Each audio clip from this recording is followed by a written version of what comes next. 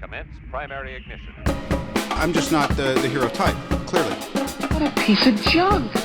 Enterprise, this is the captain. I got a bad feeling about this. It's all part of the plan. Engage. Welcome back to Podcast 2 for 1. I'm your host, Donovan Thompson, with my co-host, Daniel Wingfield. And today we are joined by Austin McEuen.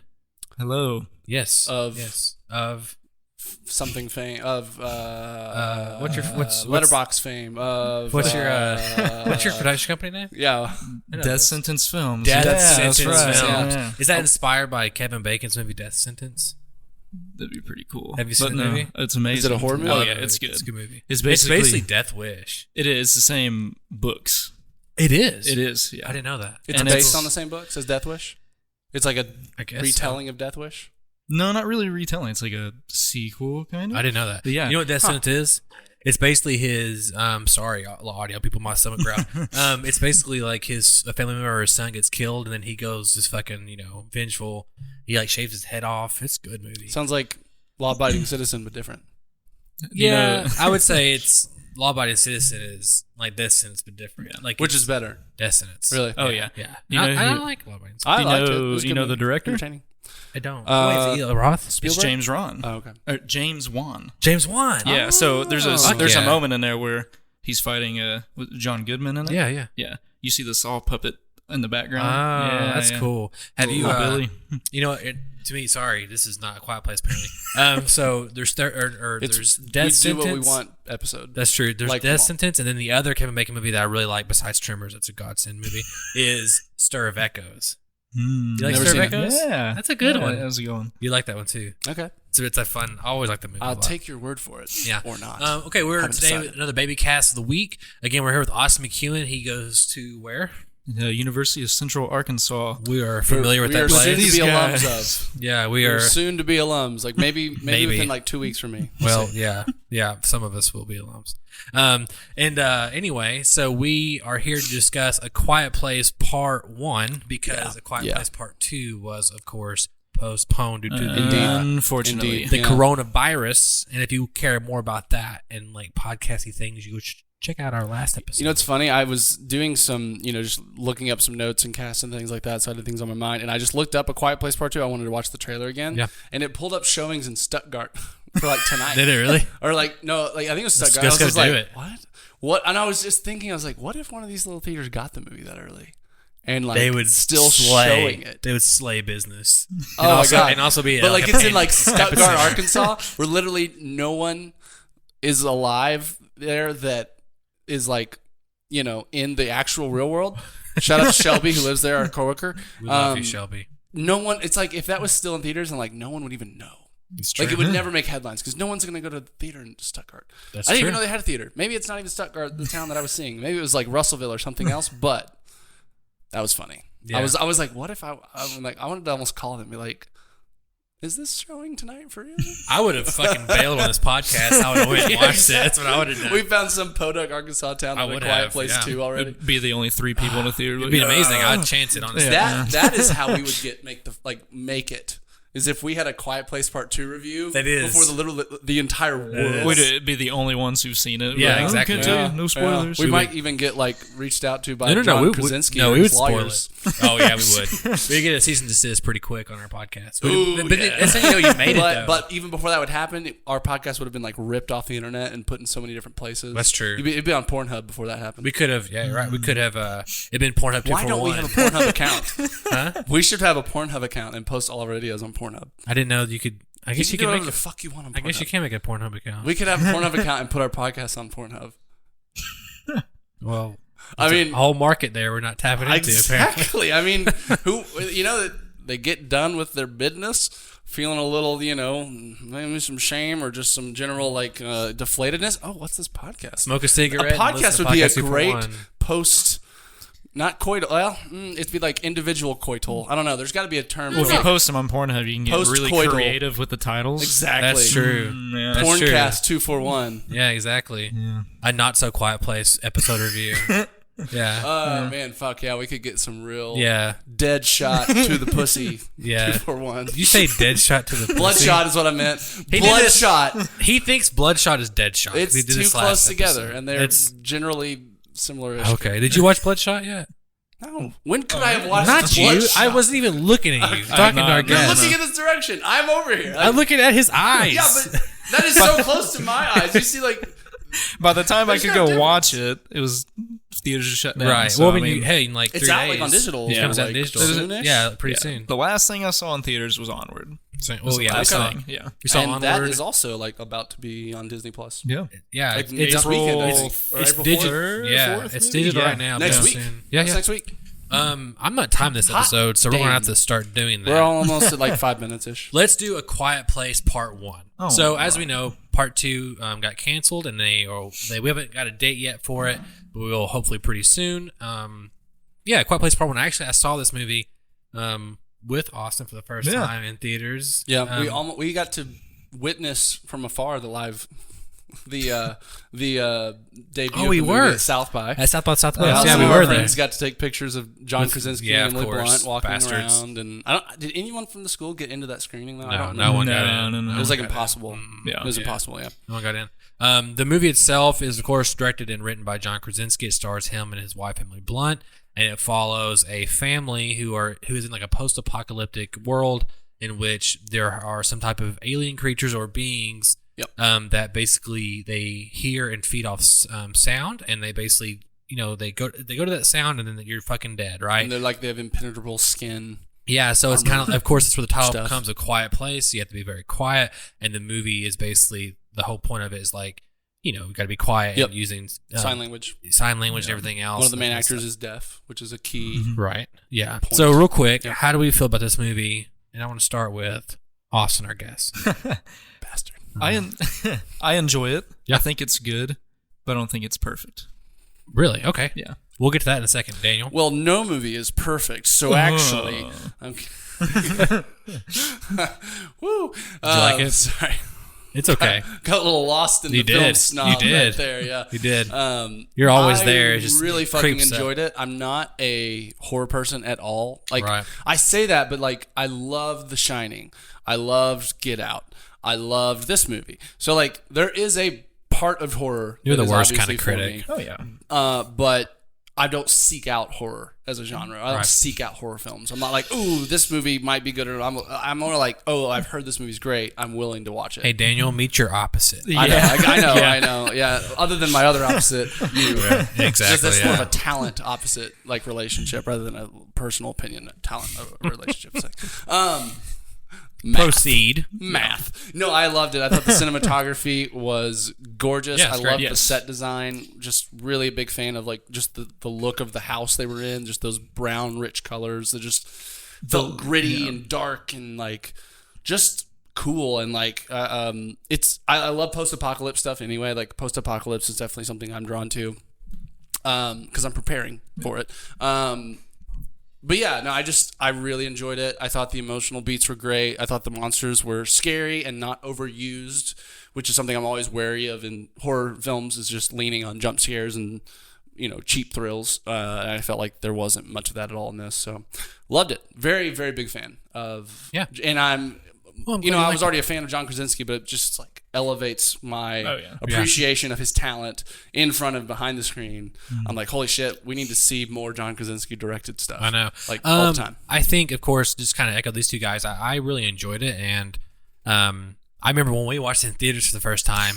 It was, naturally, especially when you're in a theater, you would think like people should be quiet anyway. But in this movie, people were really quiet, Deafeningly quiet. except for this baby crying. Yeah. there was a baby in our screening. Wow. It was like the opening How did night. that play in the final end of the? Was it still crying in the finale? I don't when remember. The actual baby on screen. I mean, I was still crying? remember enjoying the movie a lot. I do like the movie. that I would've been just annoying, remember though. that. It was one of part. it was a horrible theater experience for us. Yeah, it was. Because It was. I- It's a deafeningly quiet movie. Like It it's, is. It's almost Yeah. times where I was like, I was checking to see if my sound had cut out. At times. Like I was like, wait a minute, did the sound? Is like because it gets so Really? quiet. That's yeah, cool. it was just so quiet. I was just like, I mean, in a lot of ways, it's a great thing. Like I would say I'll say behind the camera because it's like, pretty much all the sound that you're probably building in post, right? Anyway, so you don't have to really worry so much about it, but you have to plan for it so far exactly ahead of time. because you have to visually be able to explain everything. And Yeah. of course, they had sign language, but there was a lot of visual storytelling that happens in this that, are some of the lessons you're taught in film one, shoot a non-dialogue 1 minute movie.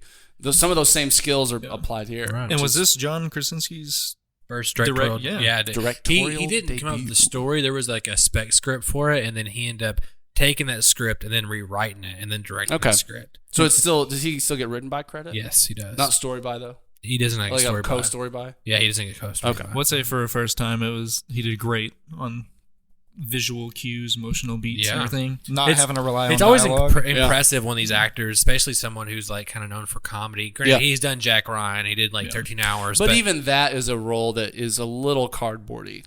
Like, Jack Ryan's not an incredibly deep character. He's a patriot.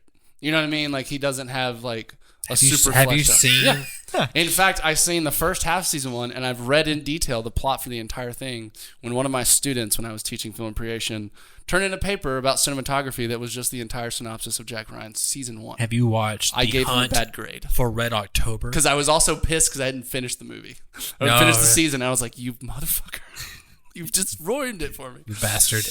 Have you seen? I know you have The Hunt for Red October. The old one? Yeah, It's great been a movie. minute. Yeah, It's John been a Krasinski in minute. that? But no, that's Jack Ryan though. It's a Jack Ryan movie. It's the first one. Oh actually. yeah, with you talking about the classic with Sean Connery Sean and Connery? Alec Baldwin. Is Sean Connery Jack Ryan? Alec Baldwin is actually. Okay, Yeah. I didn't realize For that. all you cinephiles out there, it comes out on 4K, I think, in April. it's Ooh. a steelbook. It What a is. great movie to watch during this time of being quarantined. Yeah, a movie about that's a submarine. Man, that's a great movie. It is a very good movie. Actually, it's really good. It's like not really it's super it's action. It's a classic. Yeah, it's easily. good. I think most people agree. Um, and if you don't, you're dumb as fuck. yeah, I really like You Are Dumb as Fuck. I like the movie a lot. Again, pretty film. I think plot wise, it's pretty simple, but again, But it's effective. Yeah. it's effective because the trope of the movie is the mechanism of being quiet. Yeah. Yeah. So what's some cool ways that we thought that was like clever in terms of how they, or not so clever or clever of how they filmed it? Like some moments that stuck out to you. Let me think. Let's not all speak at once. No, Yeah, I mean, yeah. it's not necessarily a moment, but the way they use it, I feel like they were really clever about removing sound effects that you would hear in any other movie during Right. even a quiet, like Right. you weren't hearing breath, you weren't hearing footsteps, you weren't hearing like small, like they were very intentional about what sounds you heard. And like, so every time you heard a sound on screen, you like snapped to attention. Yeah. Like it became any sound. A something falling on the ground, a rake, or when at the end when he's pulling the axe out and like you hear like the crink of like the wood, it just automatically raises anxiety. Yeah, and for you're like, sure. holy shit, something's about to happen, and that's just a incredibly smart way to build tension. I feel like this whole idea of having to be quiet isn't like brand spanking new. Like I can't think of a movie that's had monsters where you have to be quiet offhand. I mean, the one that it's a not just copycat like a- film was Bird Box, but it was like Okay, you can't, sure, yeah, but you Bird can't Box. see them. Right. Yeah. But Right. in the end, Yeah. it's like a concept that most people could come up with, right? It is. What if there were monsters that only heard by sound? Oh, it's called Tremors. We just mentioned this movie. There you go. Honestly, right? yeah. So it's not What's just more, this. the sound and like vibrations. If Yeah. It is. Yeah. the Yeah. Right, sound yeah. makes vibration. Yeah. So it's not just like the most. Oh my God, this is out of nowhere. No one else could have thought of this. Why? But it's like done so perfectly, Right. that it's fine that it's not just the most brand new idea. Well, you got to think of it like if you think of old monster movies, what's the one thing you don't want to do around them? It's Make sound. Be Yeah, soda. it's like- Let's enhance it, you know? Yeah. Yeah. And No, it's that's just that's a great point. Actually, was there? Yeah.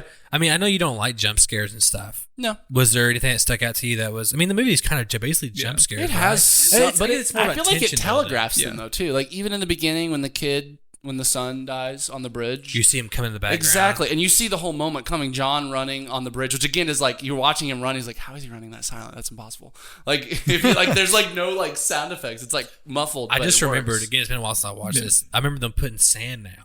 Yeah. That's cool. Yeah. Yeah. I love also the lights, the guide on. Exactly. Man, that's cool. Yeah. I need to watch this movie again. I love the location.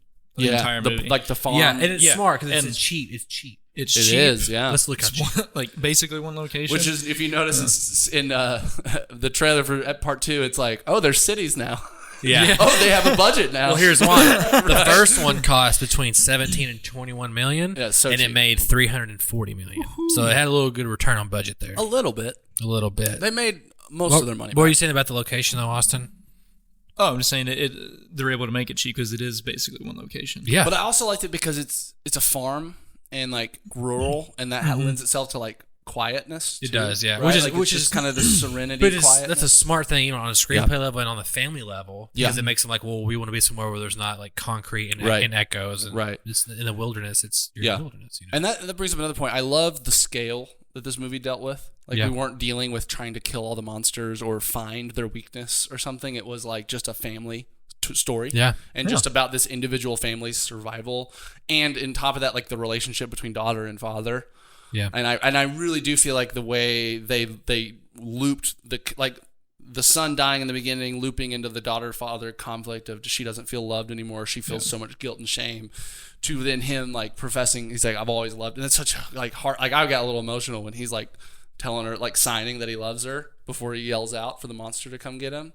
Like it was just really, really well done. And then and then even her figuring out the weakness. And that being all tied back to everything. Do you think? I want to get back to the weakness. Krasinski. Yeah, let's take the weakness for a minute. Let's reverse this. That's the only thing I don't like about the movie, and I think it's. I mean, it's the ending that you get to get a higher Rotten Tomatoes score, but my ending, he would have survived just because I like him so much. I'm like, fuck, like I want his character. But well, I want to say the way he sacrifice and stuff, I'm like, he could have lived. There's a easier way to get around that situation. Yeah, and I feel like they should have built it up to where there's no other option. What's the other option? Is the kids are being attacked in a vehicle by a giant space monster. He could literally, throw something in another direction. Like there's all kinds of ways, but he's like, you know what? No, I gotta die. But even though I got a baby at home now and two I guess kids he's and a thinking wife, is that unless he like, makes no, that's true. No. But I guess I feel like unless he makes a bigger ruckus than his kids are as they scream inside of a vehicle.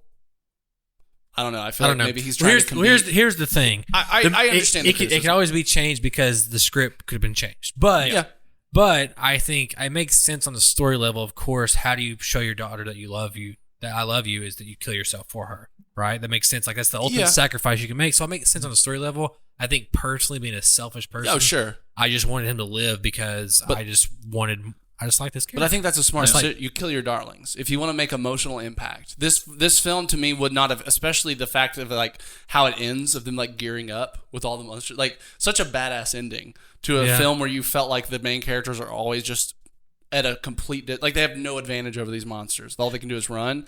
When they're gearing up, like she cocks the shotgun. Yeah, I feel like there's something about that they're doing that without him. He's always been the protector of this family. Purely, he's been the protector.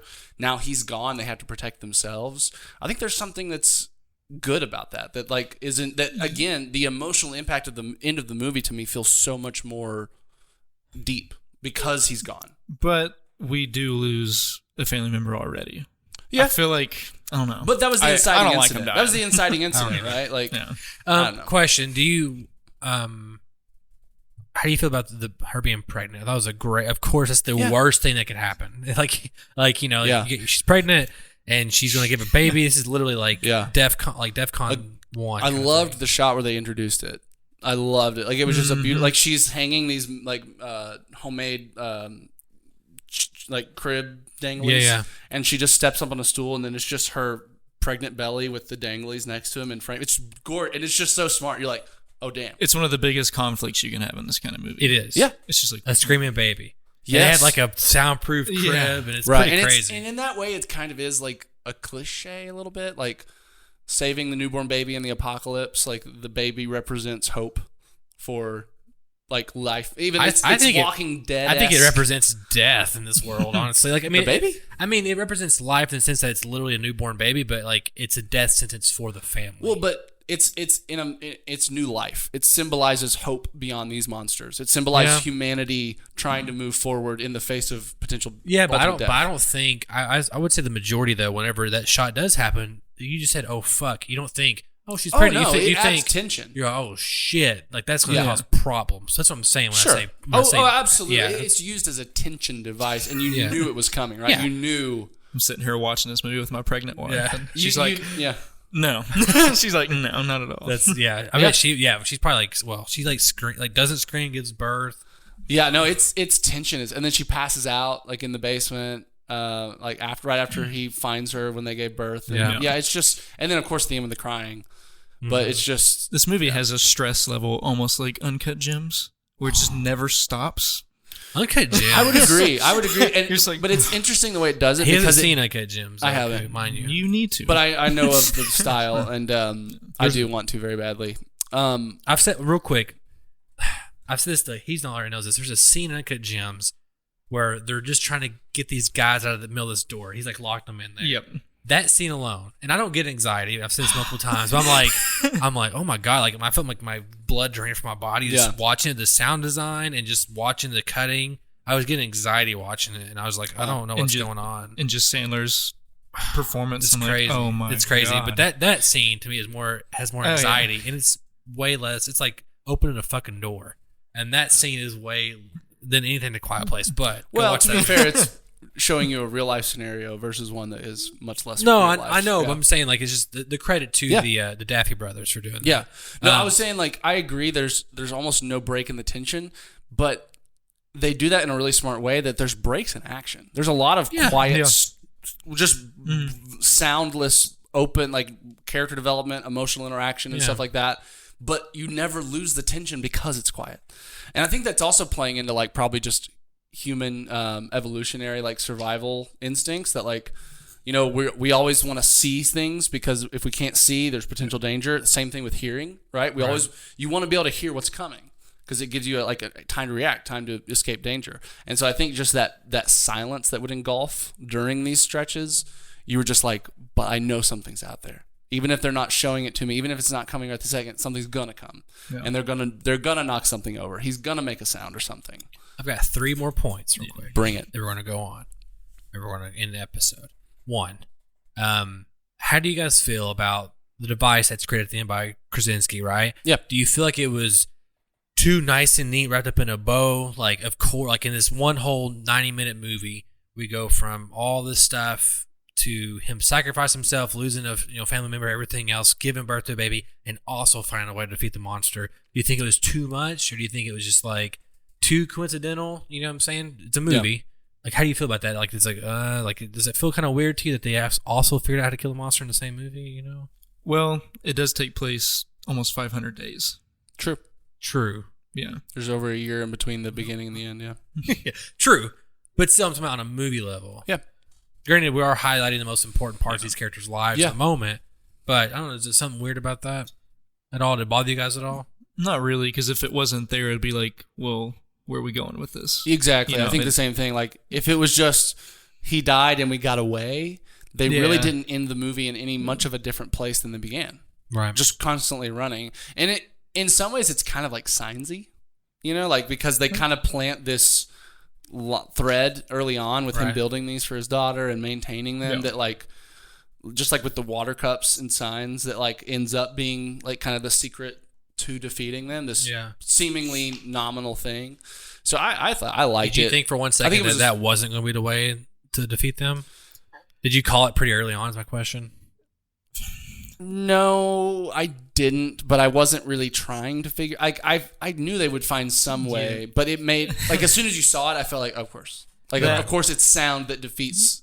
The sound is their like advantage, and it's sound that can defeat. And logically, going into the movie, I'm just like, the way to defeat these is going to be a high frequency because I can hear really well. Yeah. If you think about it, I was on like, why any didn't they kind think of this before? If you think about it with like real world logic, it's like, oh, of course. Yeah. But like, I think just being in the movie world, I'm like, I don't know what are they gonna like find a space bat. You asked just now, why didn't I think about this before? And that's my next question is Quiet Place 2, right? We have the trailer, and so it seems like we are getting flashbacks. We're going to kind of see how this whole thing started. The van, the bus. Which is a great way to also get Krasinski back, right? And in the role. And it's just, I think one of my favorite things about like kind of post-apocalyptic stuff is trying to go back and see how it started and like what transpired. So I guess my question is, what do you guys want? And then I have one more final question. What do you guys want to see out of this movie to make it fresh and different than the first one? Because I mean, it's a little bigger scope. We're probably going to see, them in more civilization kind of thing. And anyway, go ahead. I feel like we're going to see like scavengers, like other people, the danger of other humans as well. And I feel like there's going to be some kind of other species, Ooh. some other kind of monster. I didn't think about Boss, that, honestly. Yeah. the mother species. Like the mother, like we might find out where they came from, what they are. I would definitely want that. Okay, see, Yeah, no, personally, exactly. Now I I think watch this that's movie I think more. that's Fuck. movie. I think that's movie 3. I don't think we get that in movie 3. I think it's kind of following a little I bit hope of a Walking we have a Dead. trilogy. I think it's. There's just want a no way we're trilogy. not going to. Like we're in a year where trilogies. Everyone wants a trilogy. More like You sextologies. don't. Two's just not enough When's for the last me. time we got a want three. sequel and not a third one? Yet, I mean, I don't know, That honestly. ended there. It I don't ended know. number 2. I can't think of a single movie. Terminator 2. 22 Jump Street. Yeah, but there could still be more. Well, I want a 23 but Jump she Street. also we're talking about a comedy series, which comedy lends its less. Yeah. Comedy as a genre lends itself less to trilogies as much as like action and horror and drama. Hangover. Beverly Hills Cop. Right, The Hangover. Minions. The trilogy sucked. The first one was fine. Like that's my Alrighty. point. Well, though. I mean, Bad I know. trilogies. I know. Go on, though. Go on. Okay. I think from the trailer, if you haven't Right. watched it, most people have. I think it's pretty obvious we're dealing with other survivors in this movie. Like Cillian Murphy says, like you don't know yet or whatever. Like Right. they're worse than the monsters or something like that. So I course. think the monsters will still be there, but they're going to be less of a main threat. Honestly, I feel like we're almost mirroring a little bit of a Walking Dead arc where the first time the monsters are the monsters, the second time, it's the real Walking Dead are the people still left, right? Like that was kind of the theme of the Walking Dead by season 2. Yeah. And then the end of like where the Walking Dead's been recently has been like, how do we reform civilization in the post-apocalypse? So in my opinion, I think that's what we're going to see. The monsters were the bad guys in movie 1. Movie 2, it's the other survivors. It's them dealing with how like what the status of humanity is in the post-apocalypse. And number 3 is a combination of finding stability, finding some sort of like new community, a walled-in city, something like that, but then also dealing with like the source of the monster threat. Right. And I want to see how a single mother takes care of her kids in this situation too. True. But and I'm interested to see how they handle like obviously we've seen a lot of monsters already in the teaser. We know they're there in the movie a lot. But how do they like weaponize like what they figured out last movie on a consistent basis? Because they had like a speaker system, right? And her thing. So like how do they go out? Like what kind of things are they going to patchwork together where they can? I don't know. Like maybe they have like a megaphone strapped to a shotgun, like a bayonet or some shit like that. That'd be pretty fucking cool. Yeah. Okay, a third and final thing. Here's my movie pitch for a new franchise. Bring it. So you've heard of Smell-O-Vision.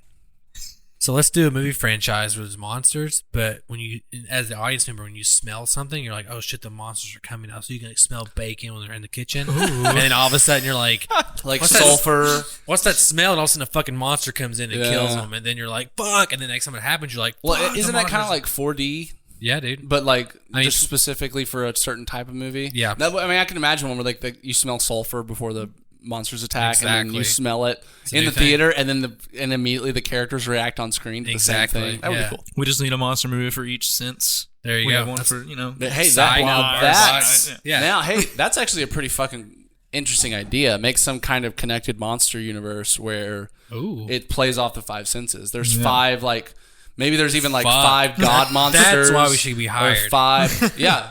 I'm available.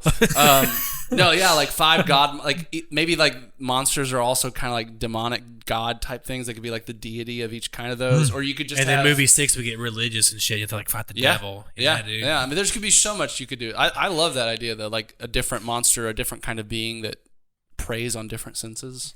Yeah, we do one where you smell them, hear them, see them, Feel them. feel them. So they're like invisible. They're extra dimensional. What's the last one? Touch. That's part that exists. No, Yeah. well, there's 5 senses: smell, sight, touch. Taste. You would taste them, bro. Heart. You're like, heart. fuck, they're here. Yeah. You Taste. that's why I said taste. That's why I licked it. Yeah. Oh my god, they're here. Yeah. I mean, you can still do that. Like, what if you suddenly like taste blood in your mouth all of a sudden? Like, you just start tasting like the iron of blood in your mouth. Ooh. You can do that. We're getting deep, Yeah. guys. Let's see. Well, anyway, I think we did it for this episode. Hey, we Austin, made a movie, apparently. Yeah. How can pitched one. we did? How can our listeners find you on the interwebs, or should they? do you want them to? Yeah, exactly. Yeah, I mean, you get used to like kind of an old fans guy. I knocking just down have like your a doors. Facebook. I'm rarely on Instagram. There you go. Is Yeah, anyone on Instagram ever really? I Yeah. mean, I've not seen proof. I don't know what Instagram is. You can watch my movies later. There you go. Is there like a place where we can Yeah, find do you your have any movies? movies online? They're all past after festivals. Of course. Okay, After okay. festivals. Well, then be on the look. Wait, what? Do you have a page for your production company? No, I don't actually. Okay. But Well, we are coming up with some great ideas for how to market yourself. That should be the other title of this episode. But just watch out for my most recent movie. It's a live action adaptation of the Hashling slasher from SpongeBob SquarePants. Yeah, I've followed the production of that. I'm excited to see. I'll show you later. I have watched it. I watched it. You did? Yeah, I did watch it. Was it at Yeah. the UCA Film Yeah, Festival it's very last year? fun. No, You made it last fall, It was right? supposed to be this year's. Yeah, The well. lighting is very much like this in some cases. You should just put on. You should make all the laurels and be like, 2020 Best Narrative UCA Film Festival, 2020 Best Actor, Best Director. Thought about making like 10 episodes based off SpongeBob. I need like Doodle Bob for an episode, and I need like the. You probably go viral with that shit. Who knows? I know, You might go I'm viral with working what on you it. made. That's what I'm hoping. Yeah. That's the plan. That'd be fun. Virality is hot these days. It is. In more ways than one. Speaking of virality, how can our listeners write into us, Daniel? They can write into bit.ly/241mail. That is bit.ly/241mail. And for all your podcast needs and podcast services, go to podcast241.com. There you can subscribe to our Facebook, our Twitter, our Instagram, and our TikTok. And you can also click on the links and go to any of our podcast services, iTunes, Spotify, Google Podcasts. We're on everything. And, of course, the best way to consume the content is on YouTube. Yes. And all these services, please like, subscribe, give us a 5-star thumbs reviews. up. 5 reviews. We take nothing less. Yes. And please comment in all the places below. We will get back to you ASAP. Guys, we did it. Austin, thank you so much for being here. We appreciate Absolutely. it. Hopefully, we'll be here again. And when it does come out, we will have you back on the show to review A Quiet Place Part 2. Yes. Awesome. Yeah. And we'll check I'm in looking next forward to week to it. see if we're alive. It's true. Very true. Yeah. So this is really your only connection to civilization, to see if... This is the one last time. Yeah, I keep predicting someone's going to find an episode of our podcast in the post-apocalypse. And they're they're going to take a deities. screenshot from our podcast, and it's going to become a flag for some post-apocalyptic biker gang. Or we're gods and someone worships us as That religion. is also a I possibility. kind of like that one better, honestly. Yes, I do too. Yeah. Yeah. Okay. That There is we it. go. We're gods. All right, everyone. My name is Donovan Thompson. I'm Daniel Wingfield. I'm Austin McEuen. and we have spoken. Pew, boop, boop, doop, doop, doop, doop.